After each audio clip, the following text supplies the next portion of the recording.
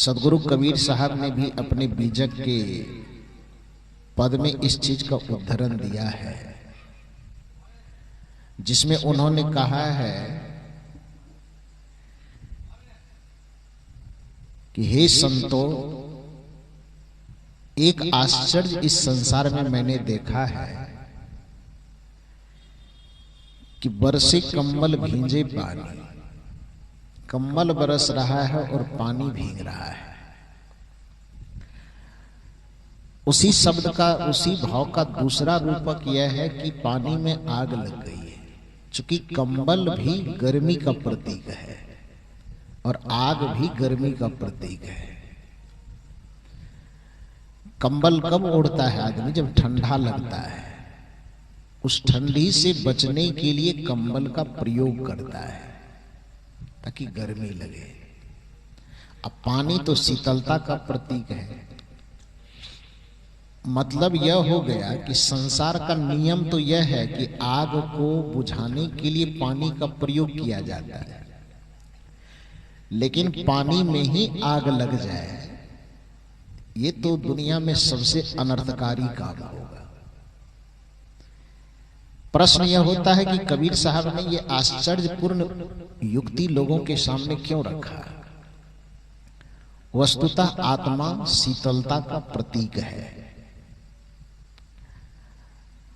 आत्मा का गुण शांति है और शांति सहजता और शीतलता में ही है। आत्मा से शांति कभी अलग नहीं होती, लेकिन जैसे पानी से कभी शीतलता अलग नहीं होती, पानी ही शीतलता का वास्तविक, शीतलता ही पानी का वास्तविक धर्म है। किंतु उसे आग पर यदि खौलाया जाए तो पानी भी धीरे धीरे गर्म हो जाता है। हालांकि पानी को हटा देने, आग को हटा देने के बाद पानी पुनः शीतलता को धारण कर लेता है। ठीक उसी प्रकार से जैसे पानी का अपना वास्तविक गुण शीतलता है, उसी प्रकार से आत्मा का अपना वास्तविक गुण शीतलता है, शांति है। किंतु जैसे पानी को आग पर खौलाने से पानी अपने वास्तविक धर्म को भूल करके गर्म हो जाता है, उसी प्रकार से आत्मा भी काम, क्रोध, लोभ, मोह, ईर्ष्या, द्वेष की अग्नि में तप करके अशांति रूपी गर्मी इस पे छा जाती है, यानी पानी में आग लग जाती है। पानी में आग लगना नहीं चाहिए, लेकिन आग के संपर्क में आने से पानी भी आग के जैसा हो जाता है। और यदि उसको अग्नि के संपर्क से हटा दिया जाए तो फिर अपने पानी आग वाला गुण को छोड़ करके फिर धीरे धीरे धीरे धीरे पानी अपने गुण में आ जाता है। आता है कि नहीं आता है? जब तक आग पे रहता है तब तक वो आग वाला गुण ग्रहण कर लेता है, और आग से जैसे ही हटता है, दूर होता है, तो पानी धीरे धीरे धीरे धीरे अपने गुण में लौट आता है। इस पंक्ति से कबीर साहब यही कहना चाहते हैं कि हे मनुष्य, आत्मा तुम्हारा शीतलता के गुण से, शांति के गुण से भरा हुआ है। जिस शांति को जीवन भर तुम बाहर खोजते हो, संसार के नाना प्राणी पदार्थों में खोजते हो, मंदिरों में खोजते हो, तीर्थों में खोजते हो, व्रतों में खोजते हो, वस्तुतः वह शांति कहीं बाहर नहीं है। मनुष्य से एक बहुत बड़ी भूल यह हुई है कि वह सुविधा को ही सुख और शांति मान बैठा है। सुविधा कोई सुख और शांति नहीं होता है। सुविधा जीवन को आसान बनाता है जीने के लिए। माइक सामने में है तो आपको, हमको बोलने में आसानी हो रही है, आपको सुनने में आसानी हो रही, बस इतना ही माइक का काम है। ये माइक का काम सुख दे देना नहीं है। बल्ब हमारे पास है तो बस इतनी सुविधा दे रहा है कि रात के अंधेरे में भी वो दिन का एहसास करवा रहा है, ये उसका योगदान है। लेकिन इस रोशनी से सुख का कोई संबंध तो है नहीं। हमारे पास धन है, खाना की सुविधा है, तो इतना जरूर है कि हमको भूख मिटाने में आसानी है। जब भूख लगेगी जो मर्जी होगी थाली में परोस करके खा लेंगे, इतनी सुविधा है। लेकिन हमारे पास खाने की सामग्री बहुत हो जाए तो इससे हम सुखी हो जाएंगे, इसका कोई ताल्लुकात नहीं। हमारे पास पैसे बहुत है तो हम बढ़िया मकान बना लेंगे, उसमें गर्मी ठंडी बरसात से बचने की अच्छी सुविधा हो जाएगी। लेकिन अच्छे मकान बना लेने से हमारे जीवन में सुख आ जाएगा, इससे सुख का कोई संबंध नहीं है। यदि अच्छे मकान बन जाने से सुख का कोई संबंध होता तो फिर रावण को तो सबसे ज्यादा सुखी होना चाहिए, क्योंकि उसके पास तो सोने का मकान कहा जाता है। फिर तो सबरी जो कुटिया में रहने वाली है उसके पास तो सुख होना नहीं चाहिए। तब तो राम जो पंचवटी में वन में जंगल में झोपड़ी बना करके रहते, तब तो सुख उनके पास होना ही नहीं चाहिए। तब तो ये संत महापुरुष लोग एकदम हाथ में तुम्बी बगल में सोटा चारों दिशा जगीरी में का राग अलापते हैं, इनके पास सुख होना ही नहीं चाहिए। यदि सुख का संबंध हवाई जहाज से है, यदि सुख का संबंध बड़े बड़े मकान राजमहलों से है, तो फिर दुनिया में जितने भी संत हैं साधु हैं फकीर हैं उसके पास सुख नहीं होना चाहिए। लेकिन है तो बिल्कुल उल्टा। सिकंदर के पास सुख नहीं है, बुद्ध के पास सुख है। सिकंदर ने पूरी दुनिया को लूट करके पूरी दुनिया को जमा कर करके सुख पाने की चाहत पाला मन में, और बुद्ध ने पूरी दुनिया को छोड़ करके तब सुख पाने का रास्ता अपनाया। आप मूल्यांकन करके बताइए, दो व्यक्ति आपके सामने में है इतिहास का, एक सिकंदर और एक बुद्ध, दोनों में से आप किसको सुखी पाते हैं? सिकंदर को कि बुद्ध को? किसे पाते हैं? बुद्ध को सुखी पाते हैं। बुद्ध ने क्या किया? जमा किया था कि जमा किया हुआ चीज को भी छोड़ दिया। हालांकि छोड़ना पकड़ना कोई आवश्यक नहीं है, केवल मन में इस चीज का भाव रखना कि संसार के प्राणी पदार्थ हमारे जीवन की सुविधा के लिए आवश्यक है और अपने परिश्रम से उसे हम अर्जित करते हैं तो कोई गुनाह नहीं करते। परिश्रम से न्यायपूर्वक अर्जित करना चाहिए, किंतु उसी में अपने जीवन का वास्तविक सुख खोजने के प्रयास करना अपने आप को धोखा देना है। वास्तविक सुख हमारे अंतःकरण में आत्मा में निहित है। इसलिए कबीर साहब ने कहा कि दौरत दौरत दौरिया जहलग मन की दौर, दौर थकी मन थिर भया तो वस्तु ठौर की ठोर। बाहर के प्राणी और पदार्थों में दौड़ते दौड़ते आदमी न जाने कितनी जीवन को गंवा बैठा, सुख की सपना देखते देखते सुख की चाहत लिए लिए लेकिन सुख और शांति को पाया नहीं। जो व्यक्ति बाहर दौड़ना छोड़ करके अपने आप में लौटा, अपने तरफ लौटा, अपने पीछे लौटा, तो देखा कि भाई जिसको हम बाहर में तलाश कर रहे थे वो तो हमारे भीतर में है सुख का स्रोत। तो व्यक्ति को दो काम करना चाहिए। एक काम कि मानव का जीवन हमारे पास है तो जीवन को थोड़ा सुविधा पूर्वक जीने के लिए परिश्रम करना चाहिए, और दूसरा अपने जीवन में सुख शांति की प्राप्ति के लिए और साथ ही साथ जीवन के परम उद्देश्य को प्राप्त करने के लिए थोड़ी बहुत हमें साधना करनी चाहिए।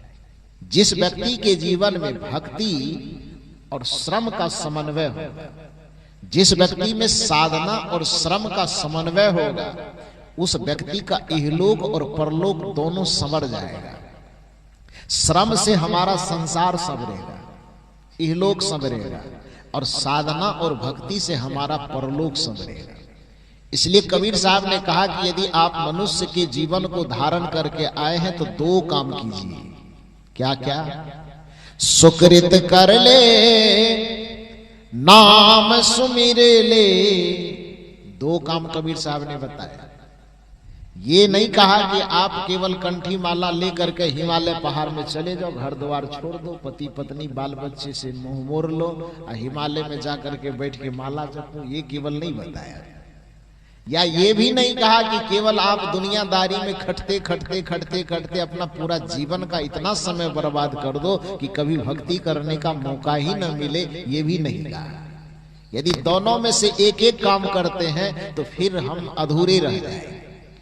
यदि जीवन को सर्वांगीण रूप से सफल करना है, यदि जीवन की संपूर्णता को हमें उपलब्ध करना है, तो कबीर साहब कहते हैं दो काम करो, क्योंकि तुम्हारे जीवन में दो चीज की हिस्सेदारी है। जितने मनुष्य हैं उस मनुष्य के जीवन का निर्माण ही दो चीजों से हुआ है, एक शरीर और दूसरा एक इस शरीर में रहने वाली आत्मा, है कि नहीं है? शरीर है आपके पास, ये दिखाई देता है, और आत्मा है इसके अंदर, वो दिखाई नहीं देता। लेकिन दिखाई न देने से क्या होता है? जो चीज न दिखाई दे, कुछ लोगों का कहना होता है कि जो चीज आंख से दिखाई न दे उसको मानने की क्या जरूरत है। तो जो सज्जन ऐसा कहता है कि जो चीज दिखाई न दे तो उसको मानने की क्या जरूरत है, उसके शरीर में एक बार एक कांटा चुभो दीजिए जरा सा। जो कहता है कि बिना देखे कुछ हम मानते ही नहीं है, जो चीज नहीं दिखाई देता उसमें कोई सच्चाई नहीं होती है, उस व्यक्ति में थोड़ा सा एक कांटा लेकर के थोड़ा सा चुभो दीजिए, तो क्या होगा? वो चिल्लाएगा कि नहीं? अब चिल्लाएगा तो उससे पूछिए क्यों चिल्ला रहे हैं, तो कह रहे दर्द कर रहा है। उससे पूछा जाए कैसा दर्द कर रहा, थोड़ा दिखाइए, तो कैसा वाला दर्द दिखाएगा? मोटा वाला कि पतला वाला? काला दर्द दिखाई देगा कि उजला वाला? लाल की नीला की पीला, खट्टा की मीठा, कैसा वाला दर्द दिखाई देगा? वो दर्द को दिखा नहीं पाएगा। तो जब यदि हम दर्द को नहीं देख सकते तो इसका क्या मतलब है कि दर्द होता नहीं है? दर्द को दिखाया नहीं जा सकता है, दर्द को केवल अनुभव किया जा सकता है। कोई व्यक्ति सुख को नहीं दिखा सकता, क्योंकि सुख दिखाने की चीज नहीं। सुख का कोई न रंग होता है, न सुख का कोई रूप होता है। दुख का न कोई रंग होता है, न दुख का कोई रूप होता है। न दुख काला होता है, न गोरा होता है, न नाटा होता है, न लंबा होता है, न मोटा होता है, न पतला होता है। दुख एक अनुभव है, एक फीलिंग। सुख को दिखाया नहीं जा सकता तो क्या सुख नहीं होता है? खुशी को नहीं दिखाई जा सकती तो क्या खुशी नहीं होती है? गम को नहीं दिखाया जा सकता तो क्या गम नहीं होता है? दर्द को नहीं दिखाया जा सकता तो क्या दर्द नहीं होता है? चैन को नहीं दिखाया जाता, शांति को नहीं दिखाया जा सकता तो क्या शांति नहीं होता है? तो यदि हमारी सिर्फ इतनी ही मान्यता है कि जो चीज आंखों से न दिखाई दे वो होता ही नहीं है, तो फिर तो बहुत ऐसे चीज सामने में आ जाएंगे जो होता है किंतु दिखाई नहीं देता। अब आप मान लीजिए कि एक मिठाई खा लीजिए, मिठाई खाने के बाद मीठा लगा, मीठा लगने के बाद आपसे पूछें कि क्या खाए, तो मिठाई। कैसा लगा? तो मीठा। अब पूछे कैसा मीठा लगा, क्या उत्तर देंगे इसका? इतना दूर तक आप कह सकते हैं कि मिठाई खाए तो मीठा लगा, लेकिन उस पर भी हम सवाल कर दें कि कैसा मीठा लगा, तो उसको बताने का पूरे संसार में कोई उपाय नहीं है। कोई नहीं बता पाएगा कि कैसा मीठा लगा, मोटा वाला मीठा लगा कि पतला वाला मीठा लगा, पुरुष वाला मीठा लगा कि स्त्री वाला मीठा लगा, कोई नहीं बता पाएगा। इतना कहा जा सकता है कि मीठा लगा। तो मिठास एक अनुभव है, मिठास कोई रंग रूप वाला चीज नहीं है कि उसको आंख के सामने में ला करके दिखाया जा सके। ठीक उसी प्रकार से आत्मा दिखाई भले नहीं देता है, लेकिन उसके लक्षण तो दिखाई दे रहे हैं ना। आंख से हम देख रहे हैं, तो क्या केवल आंख देख रही है? इस पूरे संसार में किसी व्यक्ति से पूछा जाए कि देखने का काम कौन करता है, अधिकांश आदमी कहेगा कि आंख देख रही है। चलने का काम कौन कर रहा है, तो लोग कहेगा पैर चल रहा है। बोलने का काम कौन कर रहा है, तो लोग कहेगा मुंह बोल रहा है। सुनने का काम कौन कर रहा है, तो लोग कहेगा कान सुन रहा है। लेकिन ये वाजिब जवाब है? ये उचित जवाब है क्या? यदि उचित जवाब यही माना जाएगा कि कान ही सुन रहा है, आंख ही देख रहा है, मुंह ही बोल रहा है, जीभ ही चख रहा है, पैर ही चल रहा है, हाथ ही काम कर रहा है, नाक ही सांस ले रहा है, तो सवाल यह होता है कि जब कोई आदमी मर जाता है, जिसको हम मुर्दा कहते हैं, तो उस मुर्दा के पास मुंह रहता है कि नहीं रहता है? रहता है। तो मुंह रहने के बाद उस मुर्दा के पास ही माइक लेके जाएंगे तो प्रवचन करेगा कि बिरहा गाएगा? क्या करेगा वो? क्या करेगा? यदि मुंह ही बोलता है तो मुर्दा के पास मुंह रहता है कि कहीं वृंदावन जाता है? मुंह रहता है, लेकिन मुंह बोल सकता है। मुर्दा के पास कान रहता है कि नहीं रहता है? और उसके चारों तरफ में पूरे परिवार के लोग छाती पीट पीट के चिल्ला चिल्ला के रोते हैं, तो मुर्दा सुन रहा है? क्यों नहीं सुन रहा है? जब कान ही सुनता तो कान तो है उसके पास, तो कान होने के बावजूद भी वह नहीं सुन रहा। इसका मतलब है कि कान नहीं सुनता है, कान केवल सुनने का एक यंत्र है। कान के अंदर बैठ करके कोई सुन रहा था जो थोड़ी देर पहले चला गया। जिसके रहने से कान सुनता है और जिसके चले जाने से कान नहीं सुनता है। जिसके रहने से मुंह बोलता है, जिसके नहीं रहने से मुंह नहीं बोलता है। जिसके रहने पर ही पैर चलता है, जिसके नहीं रहने पर पैर नहीं चलता है। जिसके रहने पर हमारे समस्त ज्ञानेंद्रियां और कर्मेंद्रियां कार्य करता है, और जिसके नहीं रहने पर सब काम करना बंद कर देता है, उसी परम तत्व को चेतन आत्मा परमात्मा कहा जाता है।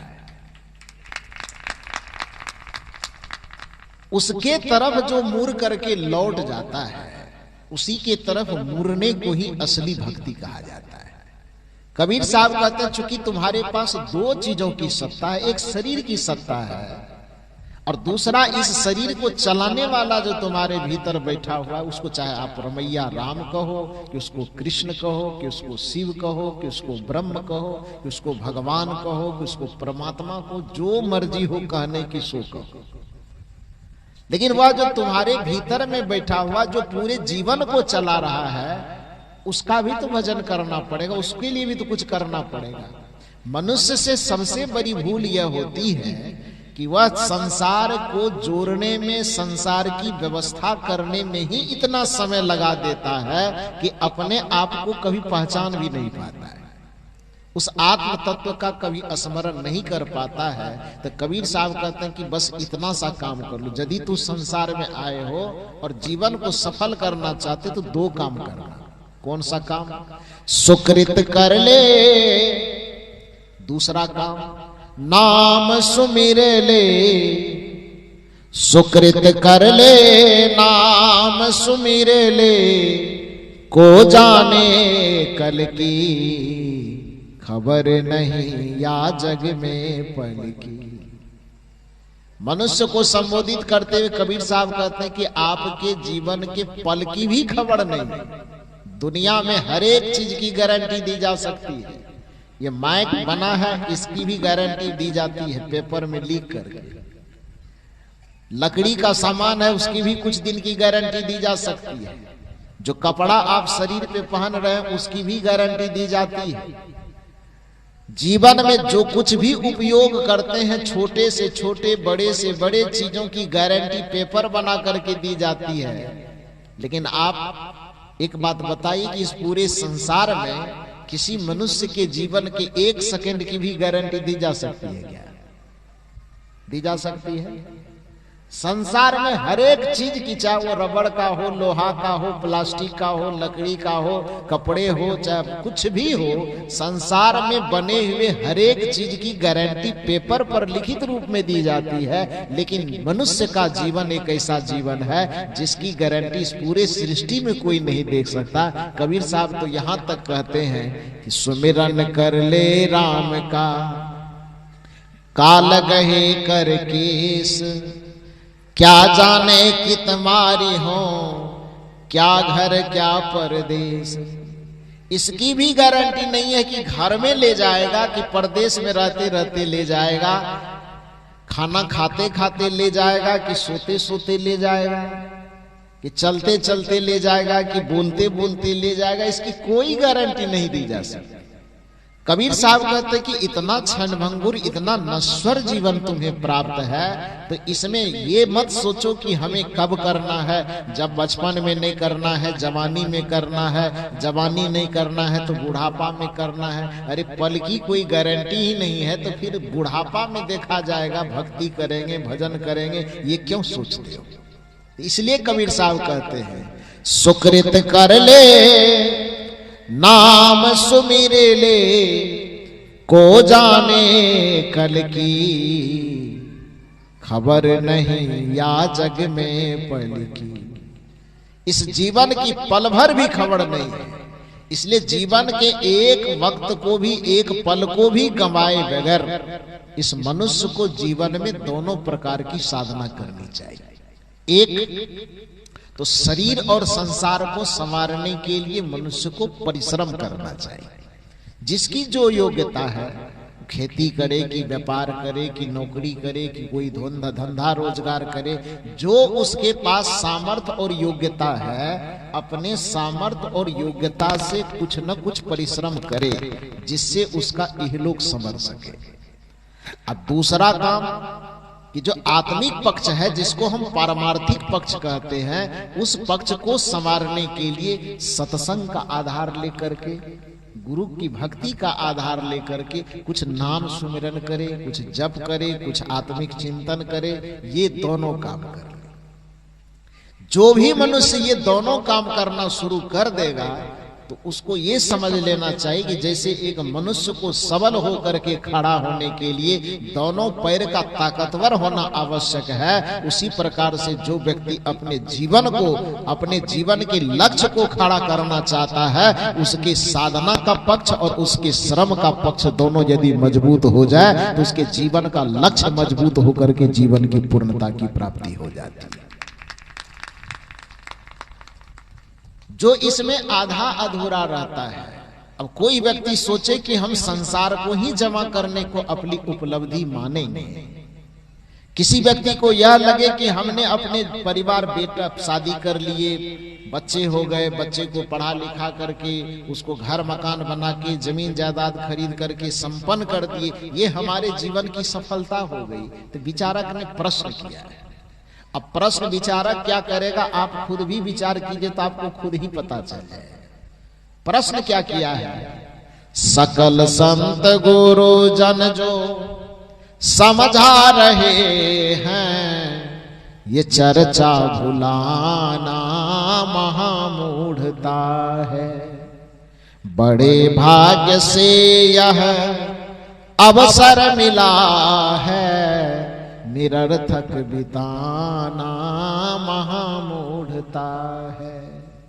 किसी ने कहा कि हमारा जीवन निरर्थक कैसे बीता, हम यहाँ करोड़ों की संपत्ति जो जमा किए, हम यहाँ बाल बच्चे को जन्म दिए, पढ़ाए लिखाए, सबको नौकरी चाकरी लगाए, सबको अपना अपना जगह पर एडजस्ट कर दिए, पहुंचा दिए, पूरी जीवन जवानी लगा करके इतना काम किए, तो क्या ये जीवन की सार्थकता नहीं है? विचारक कहते हैं कि यदि ये सार्थकता है तो जिस दिन तुम्हारा शरीर छूटेगा इसमें से क्या क्या काम देगा तुम? यदि जीवन की यही सार्थकता है तो जब तक शरीर है तब तक तो परिवार साथ है, जब तक शरीर है तब तक बनाया हुआ मकान साथ में रहे न रहे, कम से कम नजर से तो देखते हैं कि हाँ मेरे पास है। जब तक शरीर साथ में है तब तक तो अर्जित की भी संपत्ति दिखाई दे रही है, ठीक है पास में है। लेकिन जिस दिन शरीर छूट जाएगी, आत्मा अकेले यात्रा पर निकलेगी, उस समय तुम्हारे शरीर से कमाए हुए जीवन भर के अर्जित किए हुए कौन चीज तुमको साथ देगा? जमीन साथ देगा कि परिवार साथ देंगे कि मकान साथ देगा कि बैंक बैलेंस साथ देगा? क्या साथ देगा? इसका उत्तर आएगा कि जितना जीवन और जवानी लगा करके जिन जिन चीजों को हमने कमाया है उसमें से कुछ भी साथ नहीं देगा। मैंने पहले कहा कि जब तक जीवन है तब तक उसकी आवश्यकता है, उसको नकारा नहीं जा रहा।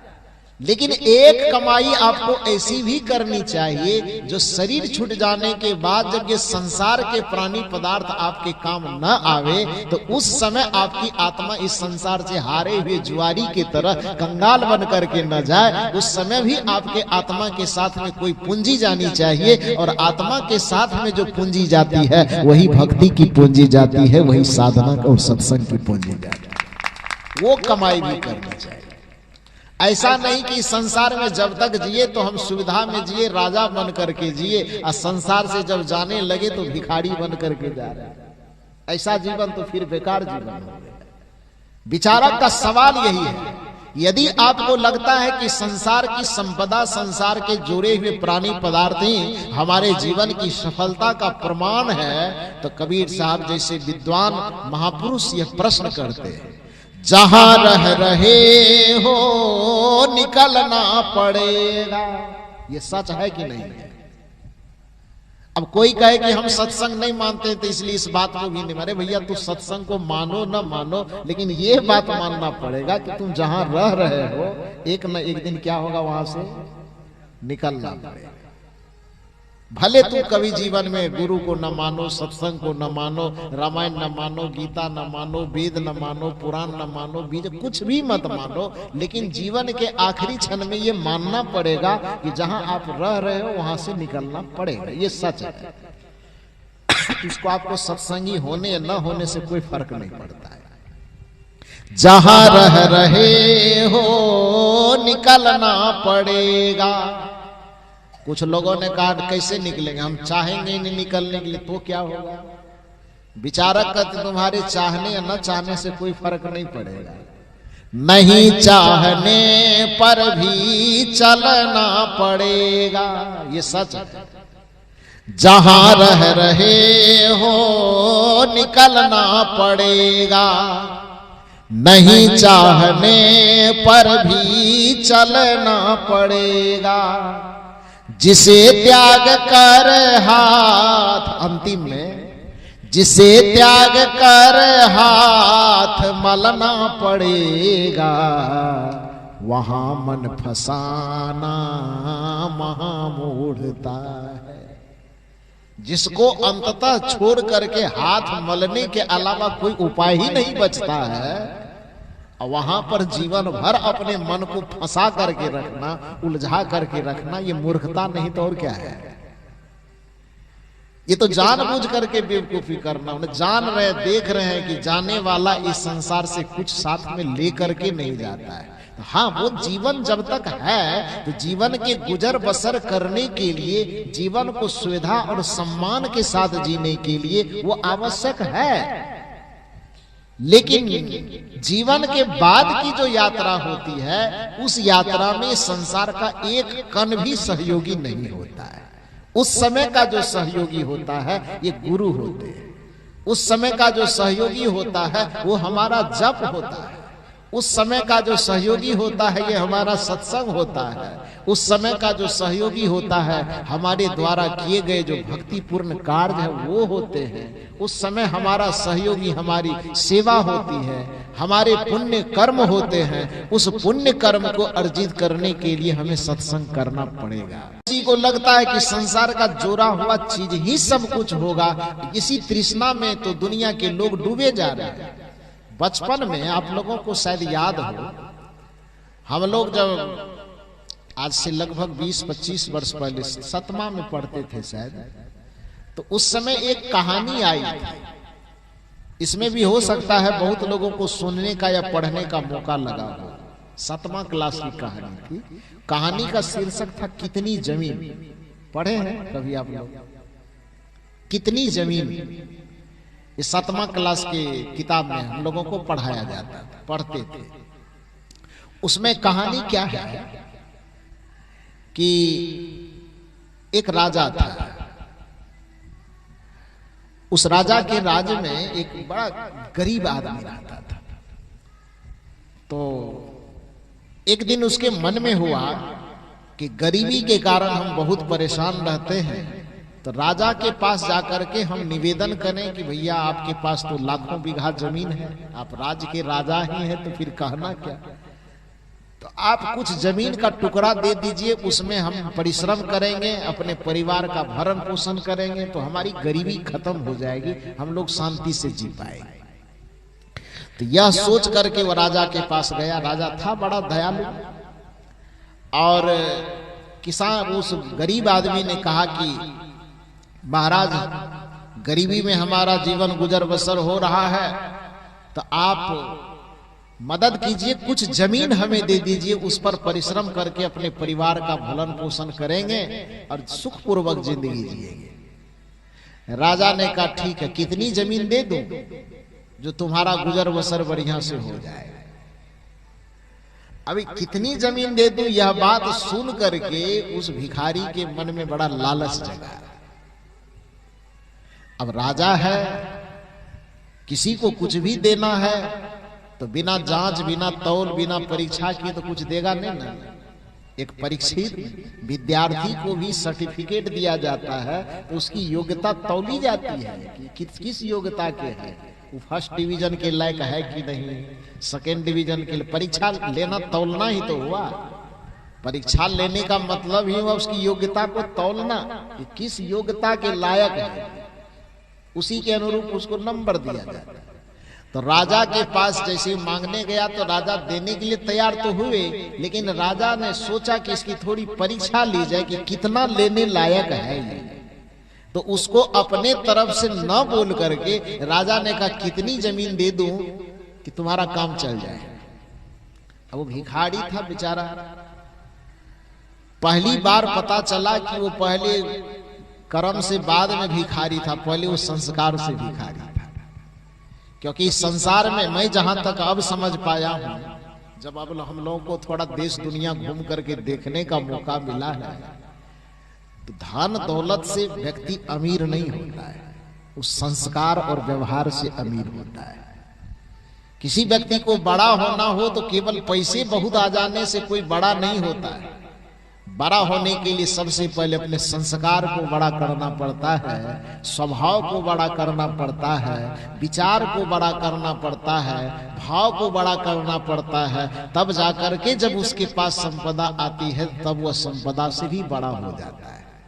लेकिन किसी के पास संपत्ति बहुत ज्यादा हो, विचार बहुत छोटा हो, व्यवहार बहुत छोटा हो, संस्कार बहुत छोटा हो, तो उसके पास बहुत ज्यादा धन होने के बावजूद भी कोई व्यक्ति बड़ा नहीं होता है। बात कुछ ऐसी ही थी। वो बेचारा भिखारी तो था, लेकिन स्वभाव से भी भिखारी था। जैसे ही उसको राजा ने कहा कि कितनी जमीन दे दूं कि तुम्हारा काम चल जाएगा, उसके मन में लालच आया। उसने सोचा कि बड़ा अच्छा मौका है, यदि हम कहीं कह दें अपने मुंह से कि 1 बीघा दे दीजिए, तो कहीं राजा के मन में हो कि हम 10 बीघा दें, तो 1 बीघा बोल करके हम 9 बीघा का घाटा लगावे।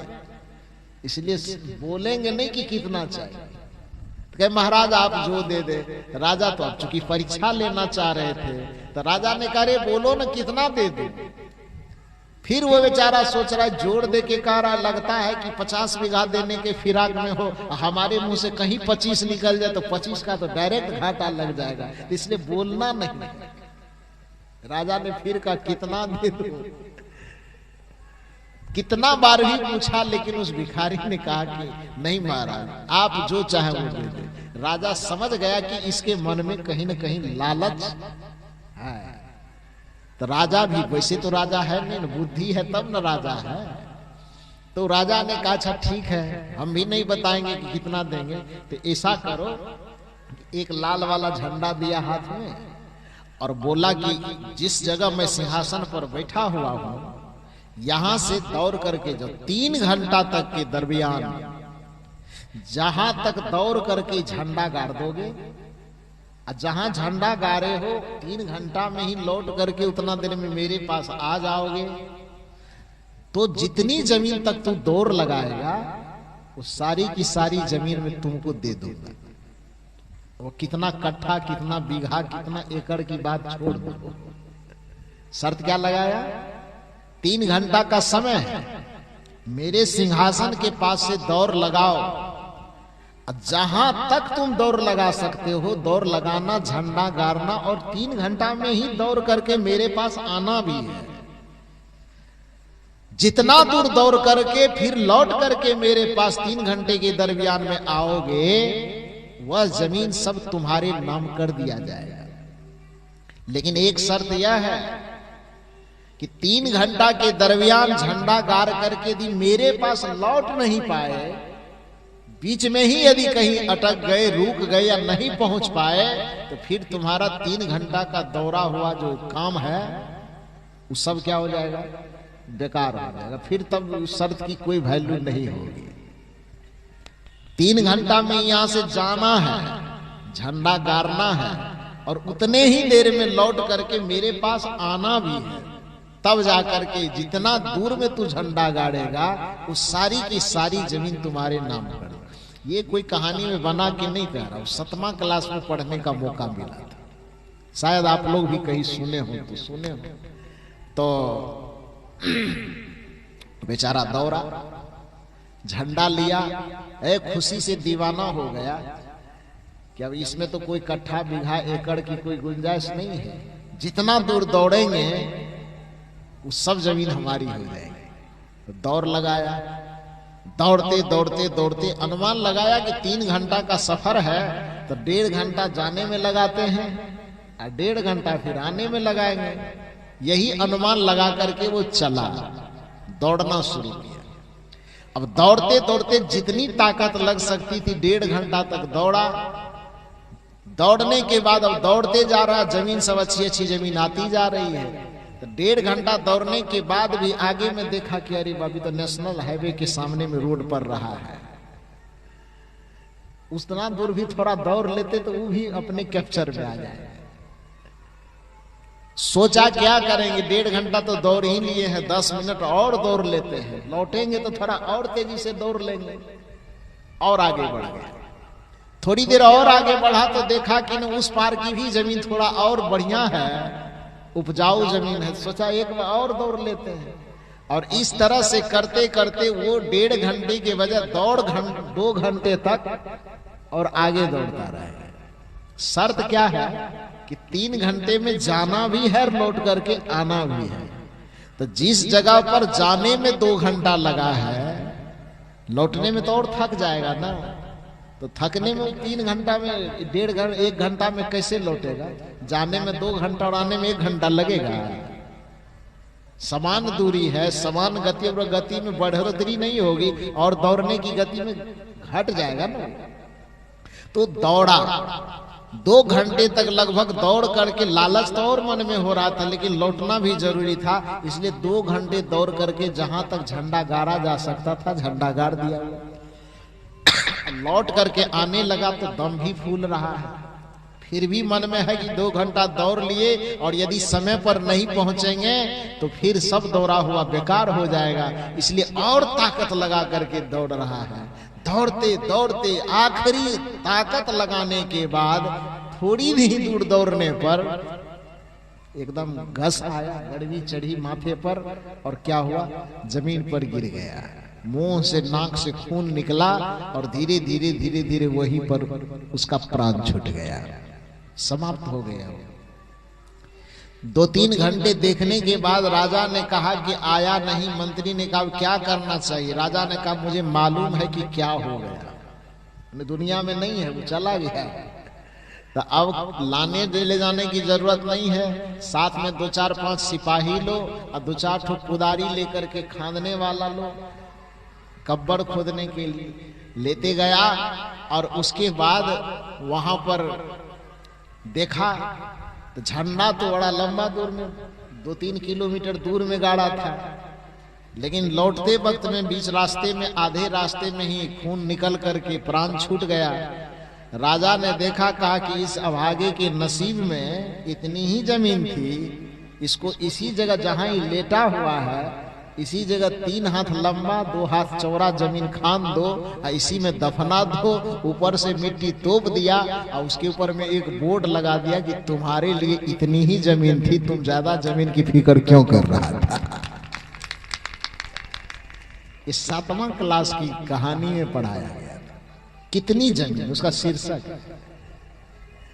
जीवन के आखिरी क्षण। इसका ये अर्थ नहीं है कि आप परिश्रम करके संपदा अर्जित मत कीजिए, ये नहीं कहा जा रहा है। इसका ये अर्थ है कि केवल दुनिया को जमा करने के पीछे में ही इतना मत दौड़िए, इतना मत दौड़िए कि आपके जीवन पर ही आफत आ जाए, जीवन का सारा सुख चैन शांति ही खत्म हो जाए और जीवन के जो वास्तविक काम है उसको भी आप करना भूल जाएं। ऐसा ना करें, फिर ये जीवन को बर्बाद करने जैसा है। यदि आप ऐसा करते हैं तो वही पानी में आग लगाने वाली बात हो जाएगी कि करने आए थे पानी को शीतल करने, ये दुनियादारी जोड़ करके उस शीतलता में आग लगा रहे, खुशियों में आग लगा रहे, शांति में आग लगा रहे। कहने का ये अभिप्राय है कि सदगुरु कबीर साहब कहते हैं कि जीवन में हर एक क्रियाकलाप को करते हुए थोड़ा बहुत सत्संग भी करो, गुरु की शरणागति लो। प्रश्न मन में होता है कि हम जीवन जब अपने तरीके से जी सकते हैं तो जीवन में गुरु करने की क्या आवश्यकता, ये सत्संग क्यों करें? क्या मिलता है सत्संग करने से? सत्संग करने से आपको जीवन को समझने का अकल मिलता है, जीवन को समझने का, जीवन के मूलभूत कारणों को समझने का, जीवन के लक्ष्य को समझ करके जीने का अवसर मिलता है। आपके अपने पसंदीदा YouTube चैनल खुशहाल जिंदगी टीवी का मकसद है आपको वहां पर पहुंचाना, उस शिखर पर बिठाना जिसके लिए आपका जन्म हुआ है। धर्म के नाम पर केवल पोंगापंथी और दकियानुसी विचारों में ना अटके रहें, ना ही किसी कर्मकांड, पाखंड, ढोंग, ढकोसले, भ्रम और अंधविश्वास तथा छू मंतर और जादू मंतर चमत्कार में उलझे रहें। इसके लिए जन्म नहीं हुआ है, ये तो बिल्कुल सतही बातें हैं, बच्चों का खिलौना है। आपको सम्राट होने के लिए जन्म मिला हुआ है। आप अपने जीवन में उस शिखर को हासिल कर सकते हैं जिसे बुद्ध, महावीर और कबीर ने हासिल किया था। उसी शक्ति और सत्ता की आत्मा आपके भीतर बैठी हुई है, उसी को जानिए और उनको धुंधला करने वाले, उनको धूमिल करने वाले जो भी विचार हैं, जो भी परंपरा है, उनको बिल्कुल बेनकाब करिए। बहुत सुंदर, आपने हमारा पूरा साथ निभाया और आखिर तक इस वीडियो में आपने देखा और समझा तो ये जाना है कि किस तरीके से आपको लोग धर्म के नाम पर बरगला रहे हैं और भटका रहे हैं। सभी मत, मजहब और परंपरा के जो अगुआ लोग हैं, जैसे हिंदू धर्म में पंडित और पुरोहित, मुस्लिम बिरादरी में मुल्ला और मौलवी तथा ईसाई मिशनरी में उनके अपने पंडित हैं, पोप और पादरी, ये सब भटकाने वाले हैं। इनको सत्य से कोई मतलब नहीं है, ये आपको सांत्वना देते हैं बस, और सांत्वना के बदले बड़ी मोटी रकम से अपनी जेब भरते हैं, अपनी जिंदगी चलाते हैं, घर परिवार पालते हैं और स्विस बैंक में अपना सारा पैसा जमा करते हैं। तो आप सोचिए जरा, कहाँ आप अपना पैसा फेंक रहे हैं? गलत जगहों पर। आप इससे बेहतर होगा कि किसी गरीब को खिलाइए, किसी दिन दुखियारा की खुद जाकर मदद करिए और मानवता को जगाने वाले मिशन में काम करिए, तब जाकर के आपका इस तरीके से जीना और धर्म करना सार्थक होगा। खुशहाल जिंदगी YouTube चैनल पर आप बिल्कुल नए हैं तो फौरन सब्सक्राइब कर लीजिए। यह एक निःशुल्क प्रक्रिया है। जैसे ही आप सब्सक्राइब करते हैं, हमारा परमानेंट मेंबरशिप हासिल कर लेते हैं और इसके बाद बेल आइकन को प्रेस करते हुए, नोटिफिकेशन की घंटी बजाते हुए जब ऑल या सभी को सेलेक्ट कर लेते हैं तो जब भी हम लाइव आएंगे या नई वीडियो अपलोड करेंगे, सबसे पहली सूचना आपको तुरंत मिल जाएगी। अपना और अपनों का जरूर ख्याल रखिए। शुक्रिया, साधुवाद और साहिब बंदगी।